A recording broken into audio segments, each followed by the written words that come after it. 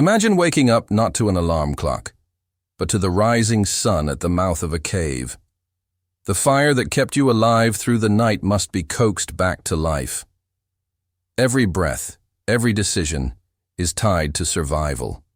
Food to find, tools to repair, shelter to maintain. This is not a story of distant strangers. This is the life of our ancestors, the first humans who walked the earth for millions of years before cities, before farming, before history was written down. This is the story of resilience, cooperation, and the first sparks of culture. This is a day in the life of a caveman. You've just seen how the first humans lived and survived. Tell me in the comments, where are you watching from, and what part of their story moved you most? And if you want more journeys into history, hit like, subscribe, and stay with us for the next chapter.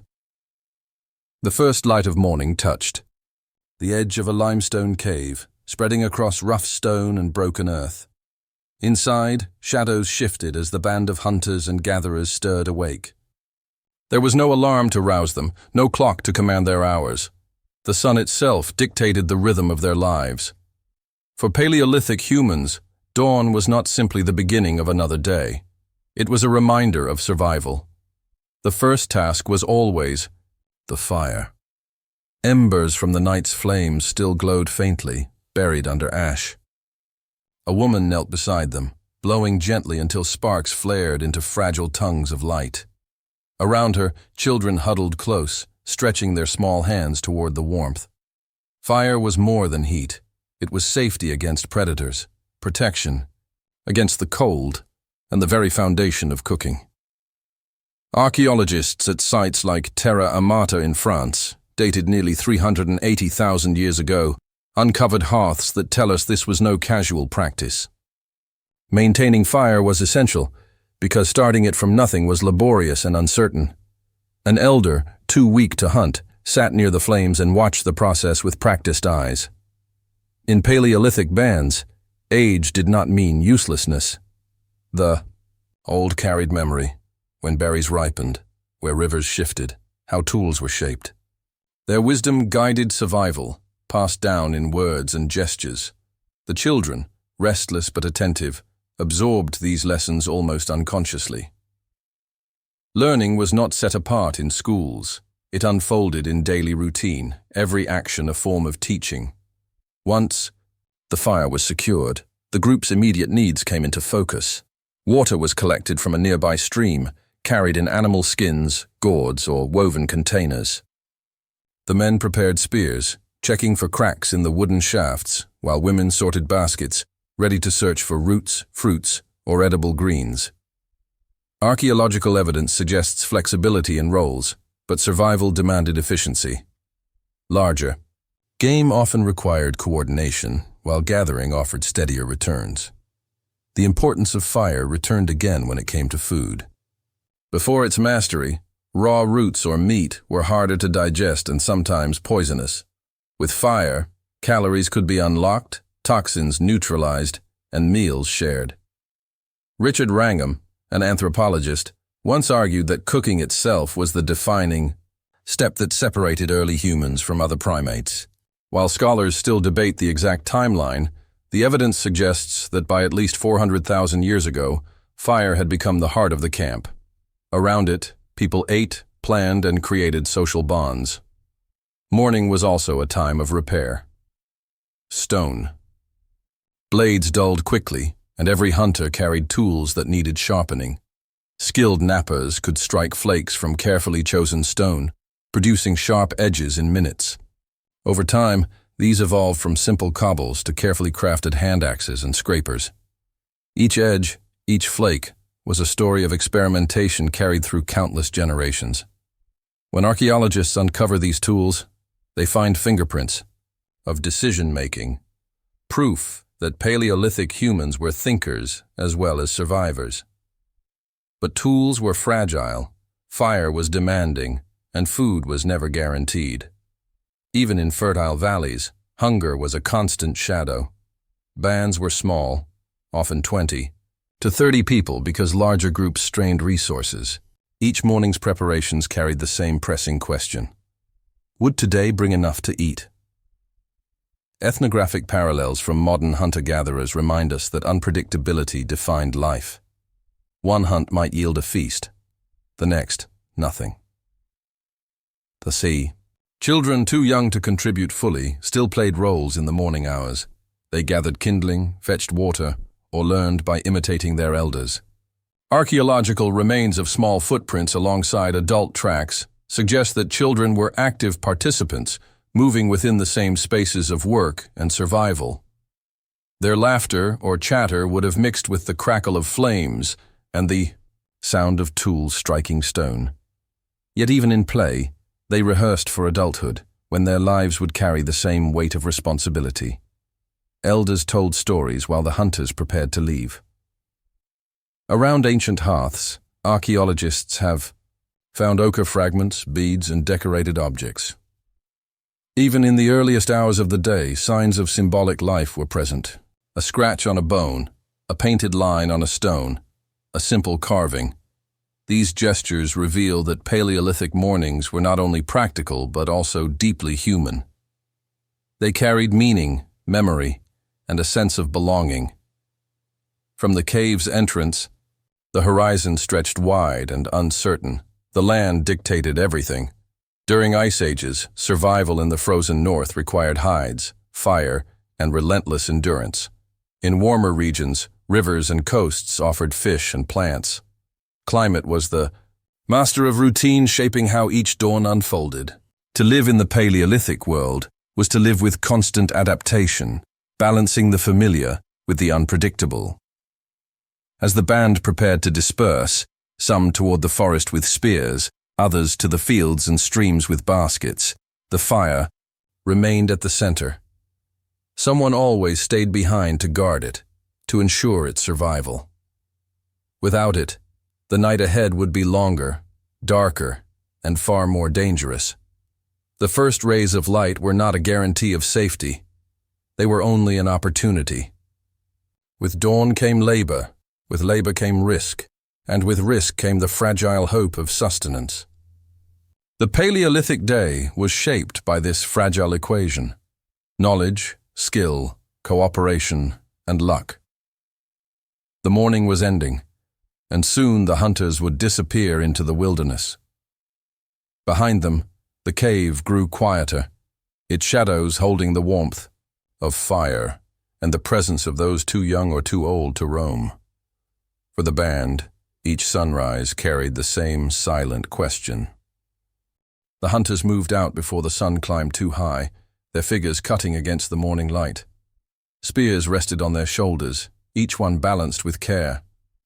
Hunting was not a ritual of leisure. It was a calculation of survival. The band knew that a single successful kill could feed them for days, yet failure meant hunger stretching across the camp. In the Paleolithic world, the stakes were always clear: eat or endure the weight of scarcity. The earliest hunts were not the dramatic charges often imagined in popular culture. Evidence from sites such as Boxgrove in England, nearly 500,000 years old, shows that early humans began not as mighty predators, but as opportunists. A horse shoulder blade pierced with a clear spear wound tells us they had shifted from scavenging to deliberate hunting. But even then, it demanded cooperation. A lone hunter with a wooden spear was vulnerable. A group, working in rhythm, could bring down prey many times their size. At Schöningen in Germany, archaeologists uncovered wooden spears crafted with precision, nearly 400,000 years ago. These weapons were not crude sticks. They were carefully shaped, weighted for throwing, and balanced to strike with deadly accuracy.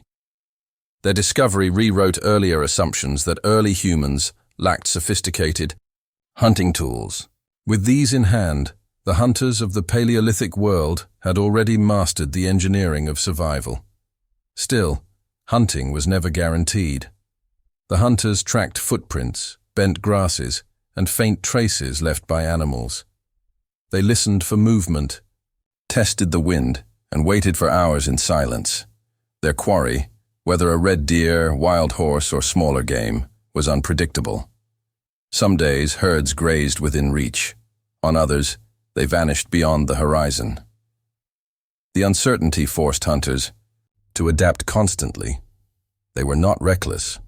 They were patient strategists. One archaeologist describing the scene at Schöningen remarked, "These spears show planning. They show knowledge of wood, of balance, of how prey moved. They show us hunters who understood their world."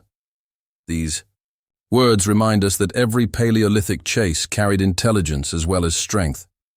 When the moment came, it was violent and swift. Spears flew, aimed at flanks or throats.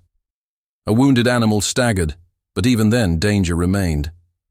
Large game could strike back, trampling or goring those too close. Injuries were common, and without modern medicine, even a broken limb could be deadly. To hunt was to step willingly into risk, balancing hunger against the possibility of harm.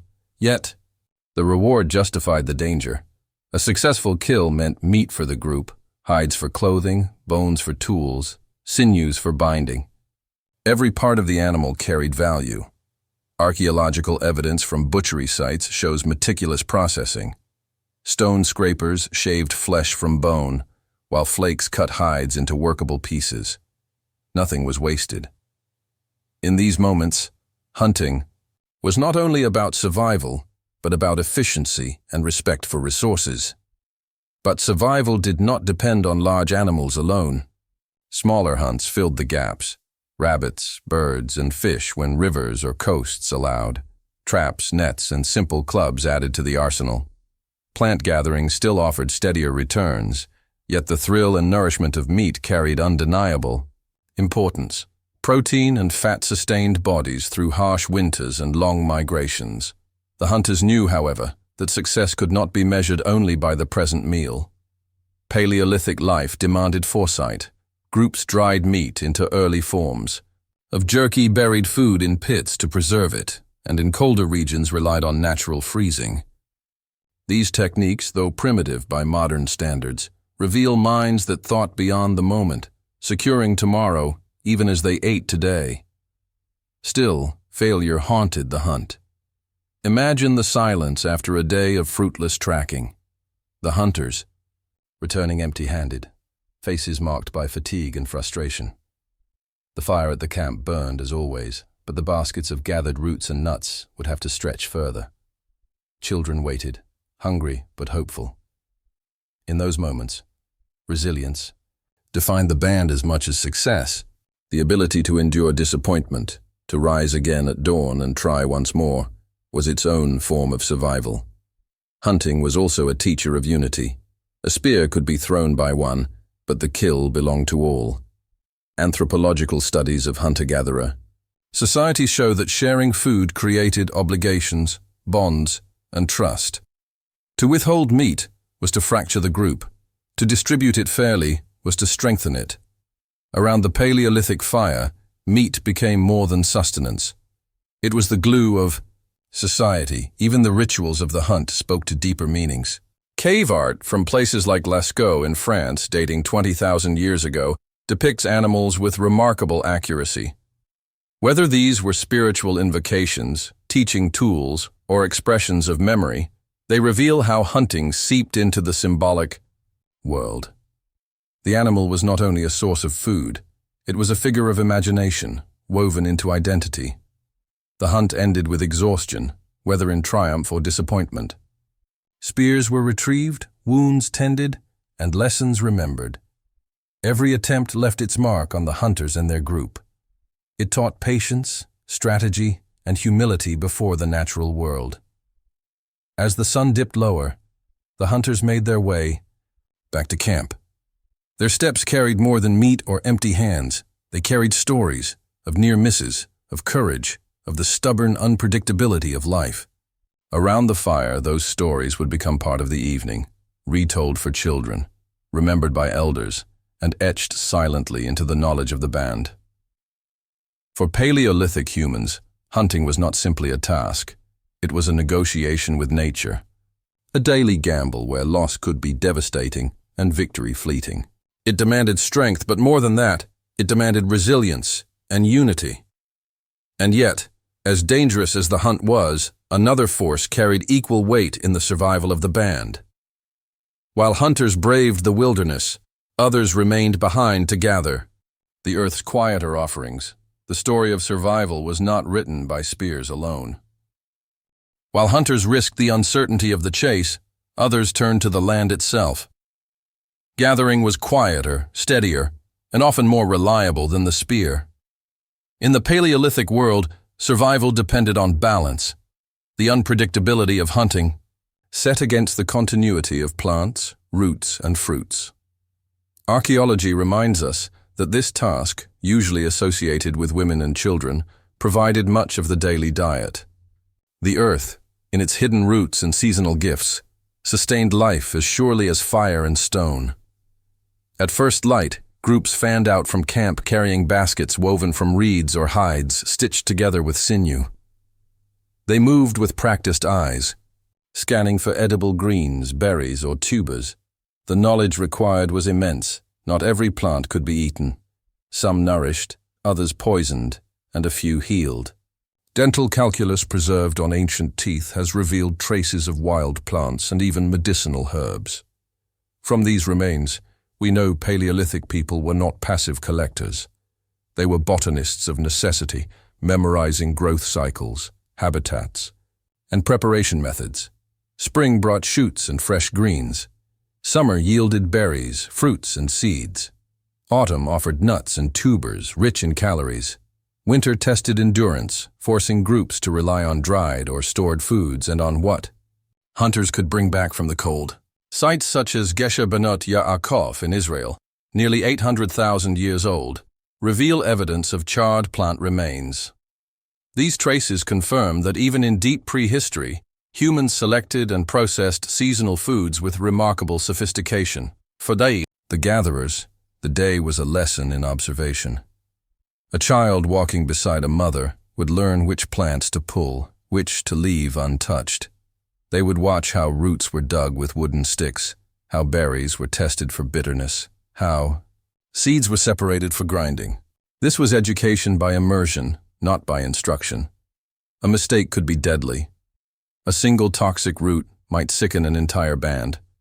The stakes were as high in the forest as they were on the hunt. The work itself was constant and physical.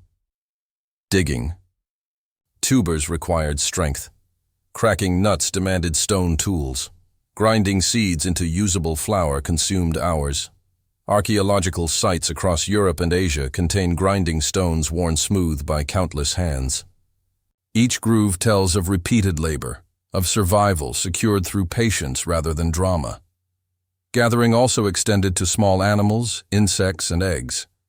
Ethnographic parallels suggest that women and children often caught lizards, birds, or shellfish, adding crucial protein to the diet. In coastal regions, fishing became vital. At the Coster site in Illinois, dated to 9,000 years ago, nets and hooks made of bone have been discovered, proof that Paleolithic ingenuity extended far beyond simple foraging. The waters, like the forests, were sources of resilience. Food was not the only prize. Plants provided fibers for weaving, resins for adhesives, and dyes for decoration. Some carried medicinal value. Residues of yarrow and chamomile found in Neanderthal teeth hint at herbal remedies. Such evidence challenges the stereotype of cavemen as brutish and unthinking. Instead, it paints a picture of communities, deeply connected to their environments, able to identify hundreds of species and their uses. The act of gathering shaped social bonds as much as it shaped diet. Unlike hunting, where danger isolated the hunters, gathering encouraged cooperation. Women worked in groups, children trailed behind, and elders shared knowledge. Conversation accompanied the labor. Stories, songs, and teaching passed through these hours. In this way, gathering was as much a cultural practice as a subsistence task. Around the fire at night, the food collected during the day became part of the communal meal, reinforcing ties of obligation and trust. Still, the rhythm of gathering carried its own risks. Predators stalked the same valleys. A careless step could mean a snake bite or a fall. Archaeologists have found evidence of injuries in skeletons, broken bones healed unevenly, twisted joints that suggest the hazards of constant movement and labor. Even so, the steadiness of gathering remained essential. Where the hunt could fail, plants rarely did. What emerges from the archaeological record is a portrait of balance. Studies of Paleolithic remains show diverse diets: roots, fruits, nuts, meat, fish, and grains, all mingled. In fact, early agricultural societies that followed were often less nutritionally varied, their dependence on a few crops leading to deficiencies unknown to hunter-gatherers. The so-called simplicity of Paleolithic life concealed a complex ecological knowledge modern societies have largely forgotten. By midday, gatherers returned to camp with baskets full or half empty, depending on the season. Their efforts often determined whether hunger would be softened or sharpened. In times of plenty, food was roasted, pounded, or ground for storage. In leaner times, every bite was stretched. Dried roots, crushed nuts, or wild grasses were transformed into meals. The fire crackled as plants sizzled in its heat, making even the toughest roots digestible. The image of gathering might lack the drama of the hunt, but its impact was deeper. Archaeologists estimate that the majority of calories in Paleolithic diets came from plants. The steady contribution of gatherers meant survival, not in bursts of triumph, but in the quiet accumulation of sustenance. Their labor fed children, sustained elders, and supported hunters on their next pursuit. As shadows lengthened, the band once again turned toward the fire. Meat, when it came, was celebrated, but the plants, seeds, and roots filled the gaps in silence. They were the foundation upon which survival rested. Yet the story of Paleolithic life was not only about food. As evening approached, attention shifted to other demands: tools to sharpen, shelters to repair, fires to guard. Human survival was never secured by one task alone. The gatherers had returned, but the day's work was far from finished. If you're enjoying the video, hit that subscribe button and drop your country's name in the comments.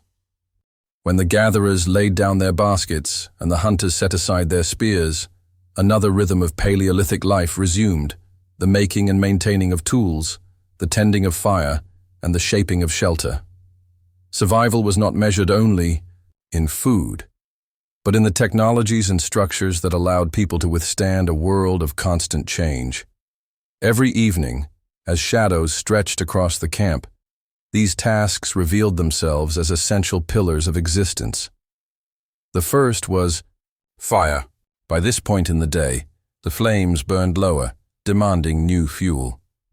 Children carried bundles of wood, while adults shifted glowing embers into fresh hearths.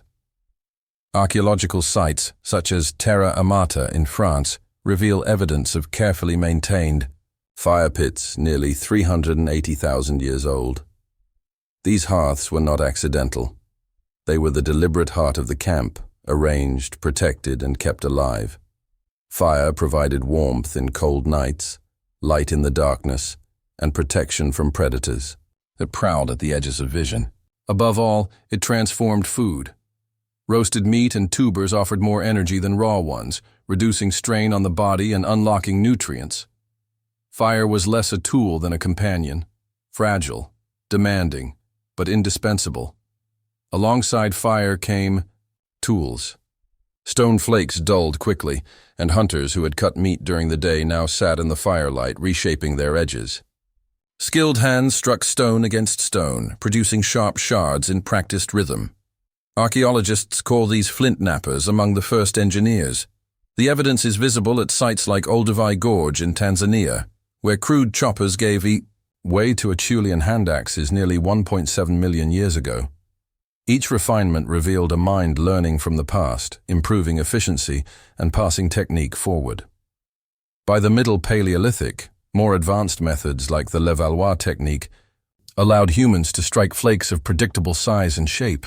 The Upper Paleolithic exploded with innovation: scrapers for hides, awls for puncturing, burins for engraving, and finely crafted projectile points. Bone, antler, and ivory extended the possibilities further, providing flexibility stone could not. Archaeologists have recovered fishhooks carved from bone, needles with carefully drilled eyes, and harpoons shaped with precision. These were not crude improvisations, but intentional, specialized instruments. Each tool represented countless hours of labor. A hand axe might require hundreds of strikes, a bone needle, careful scraping and polishing. To sit at the fire and craft was to participate in a tradition stretching back generations. It was not optional work. Tools dulled, broke, or were lost daily, and without them, the hunt, the gathering, and even the preparation of food would falter. Shelter was the third necessity. The stereotype of Paleolithic people as cave dwellers captures only part of the truth. Caves were used when available, and famous sites like Lascaux and Altamira preserve evidence of occupation. But caves were rare, and humans adapted by building. At Terra Amata, archaeologists uncovered post holes and traces of oval huts nearly 15 meters long, likely framed with wood and covered in hides. In Ukraine, mammoth bones arranged in circles provided foundations for dwellings 15,000 years ago. These structures, covered with skins, became homes against the wind and snow. Inside such shelters, life was organized. Hearths occupied central spaces, with tool-making, sleeping, and food processing arranged around them. Archaeologists have even identified refuse areas outside dwellings, proof that cleanliness and maintenance were valued. Living in close quarters demanded order. Fire needed guarding, walls required repair, and damage from storms had to be fixed. Shelter was not simply a physical necessity, it was a communal project, one that bound the group together in labor. Clothing, too, was part of this sphere of survival. During colder phases of the Ice Age, hides were indispensable. Scrapers removed fat and tissue, while bone needles stitched skins into garments. Without such preparation, survival in glacial winters would have been impossible. These garments, though long lost to decay, left their mark in wear patterns on tools and in the survival of human populations in harsh climates. Evenings brought these tasks together into a shared rhythm. Around the fire, sparks rising into the night, one person sharpened a blade, another patched a hide, another mended the structure of a hut. Children watched and imitated, their play gradually turning into skill. Elders advised, correcting a strike or adjusting a knot. In this way, technology was preserved and transmitted. Knowledge was not abstract. It was lived, repeated in the hands of each new generation. Archaeological discoveries reveal just how advanced these practices became. At Clacton-on-Sea in England, a wooden spear tip nearly 400,000 years old shows evidence of careful shaping, the wood's natural grain considered to maximize strength. At Dolní Věstonice in the Czech Republic, artifacts of woven fibers suggest that even string and net making had developed tens of thousands of years before agriculture. Such finds remind us that Paleolithic humans were not waiting for civilization to begin. They were already innovating, adapting, and mastering their world. As the evening deepened, the band drew closer to the fire, their tools stacked, their shelters secure. The blaze illuminated faces tired from the day, but alive with the knowledge that, for one more night, safety had been won. Yet beneath the warmth and the rhythm of labor, uncertainty remained. Tools could break, shelters could collapse, and fire could falter. Each dawn reset the cycle, demanding vigilance, adaptation, and endurance. The day's hunt and gathering had filled their stomachs. The tools and shelters had secured their survival. But human life was never defined only by necessity. In the flickering glow of firelight, another part of existence waited. The urge to share stories, to create images, to reach beyond survival toward meaning. And so, as the sparks drifted into the night sky, the fire circle began to echo with voices, songs, and the first whispers of art. As the flames steadied and the night pressed close, The Paleolithic camp turned from labor to something more profound. Survival had been secured for another day. But human life was never only about meat, fire, and shelter. In the darkness beyond, the fire's glow, predators waited. Yet within its circle of light, people created something unique. Community, memory, and meaning. The night belonged to bonds, to art, and to spirit. The fire itself became a gathering place. Archaeological evidence of large hearths at sites such as Dolní Věstonice in the Czech Republic suggests spaces designed to accommodate many people at once. Here, food was shared. Meat, whether scarce or plentiful, was distributed not according to strength alone, but through custom and obligation. Anthropologists studying modern hunter-gatherer groups note the importance of sharing in maintaining trust. In Paleolithic life, refusing to share could fracture a band, while generosity cemented bonds. Stories emerged in this circle. No written records remain, but the logic of human culture makes them certain. Around flames, hunters described near misses with prey, gatherers spoke of plants found deep in the forest. Elders recounted memories of migrations long past. For children, these stories were education as well as entertainment. They explained where to find water, how to track an animal, which routes to avoid. But they also carried something larger: identity, belonging, and continuity. Evidence of symbolic life is carved into stone and bone. At Blombos Cave in South Africa, archaeologists uncovered ochre fragments with deliberate engravings nearly 100,000 years old. These are among the earliest signs that humans sought meaning beyond survival. Whether these marks were symbols, art, or ritual is debated, but their existence shows that abstract thought was already alive.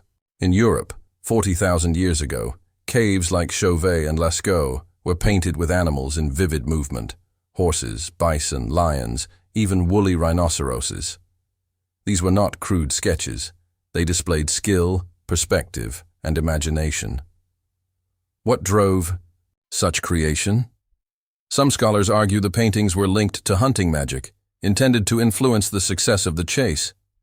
Others see them as storytelling or spiritual visions. Whatever their purpose, they reveal a world where humans looked at nature and felt compelled to represent it, to make images that outlived the moment. Music, too, entered the fire circle. Bone flutes found in Germany, dating to 43,000 years ago, produce scales recognizable even today. Simple drums made from stretched hides or hollowed wood likely accompanied voices.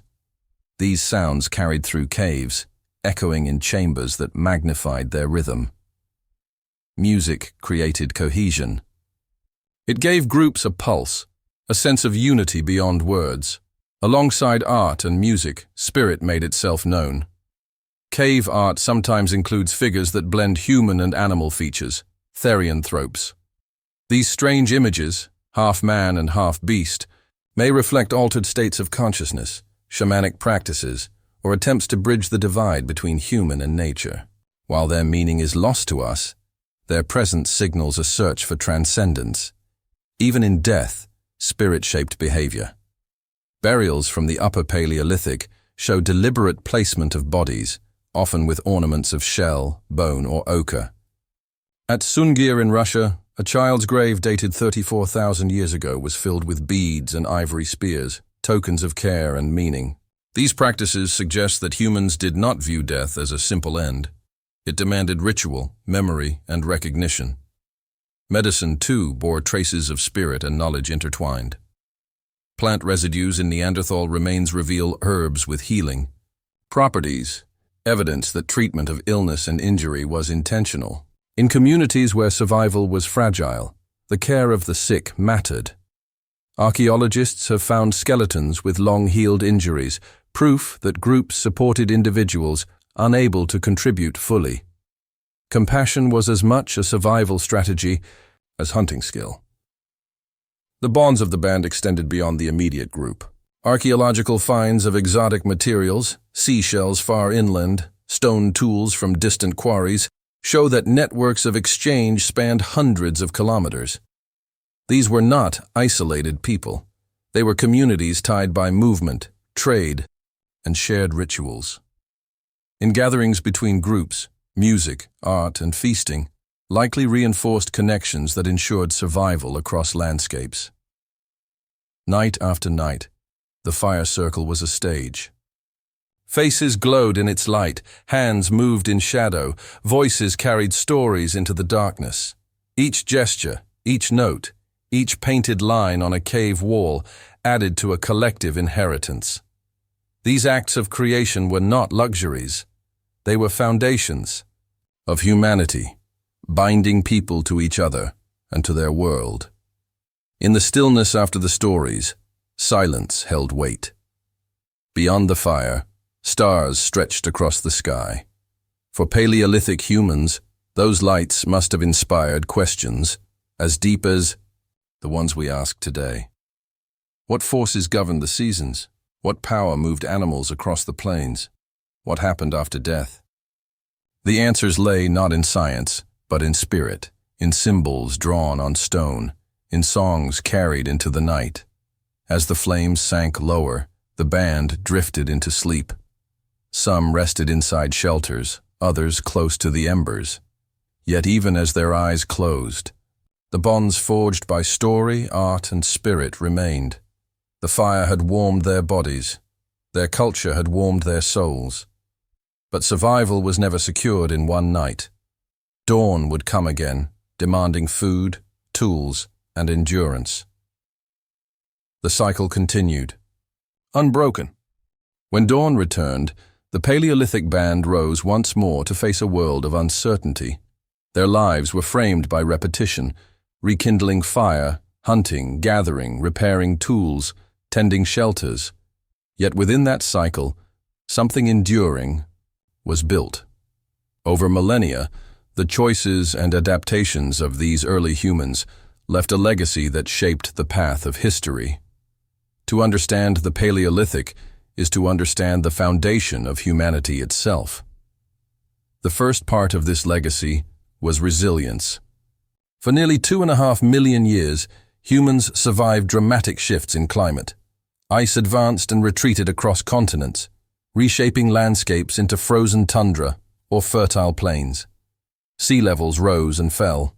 Forests gave way to grasslands, and deserts spread where rivers once flowed. Through all of this, Paleolithic humans endured. Their ability to adapt, to shift diet, tools, and strategies ensured survival where less flexible species vanished. Archaeological evidence across Europe, Africa, and Asia shows migration routes that followed animals, rivers, and seasons. Survival was mobility. Humans were not bound to one place. They learned to carry their world with them. The second legacy was knowledge. Each generation inherited skills from the one before, how to strike stone into blades, how to read the tracks of animals, how to find water in dry seasons, how to stitch hides against the cold. These lessons were not written, but they were remembered. Children learned by watching, elders taught by showing, and together they preserved knowledge with remarkable fidelity. This oral tradition, carried in stories and demonstrations, laid the groundwork for culture. Even before writing, memory became the vessel of civilization. Another lasting inheritance was technology. Though simple in form, Paleolithic tools represented profound leaps in understanding. The Acheulean hand axe, the Levallois flake, the spear, the bow, each reflected centuries of refinement. These were not random inventions. They were deliberate improvements, tested and passed down until they became standard. In them, we see the beginnings of engineering, materials chosen for strength, designs shaped for function, knowledge applied with precision. Many of the principles behind modern tools, cutting, piercing, binding, were already mastered tens of thousands of years ago. Equally enduring was symbolic life.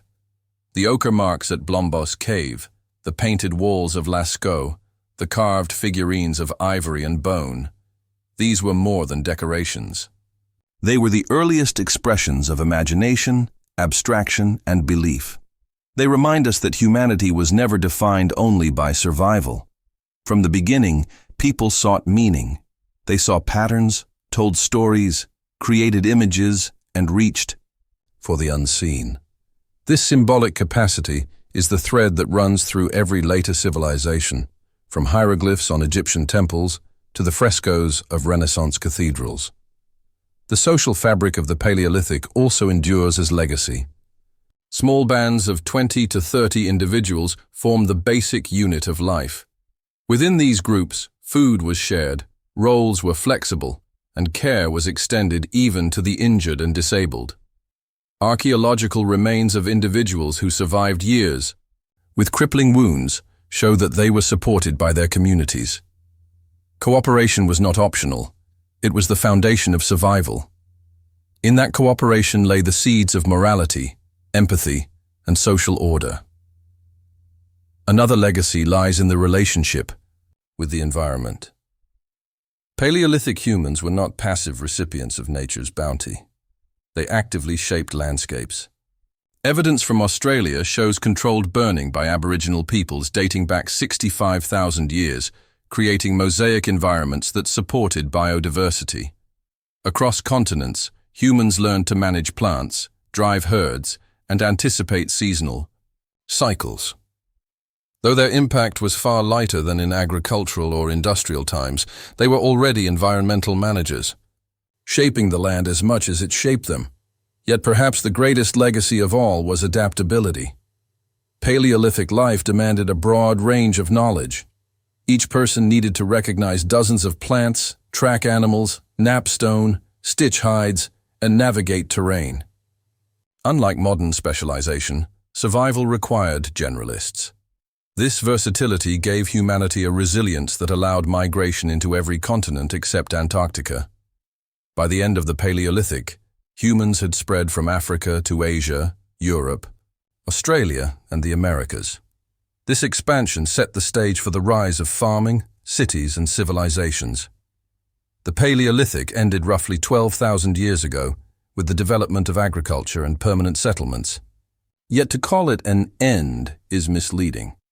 For more than 99% of human history, this was the way of life. Agriculture, industry, and modernity are but a fraction in comparison.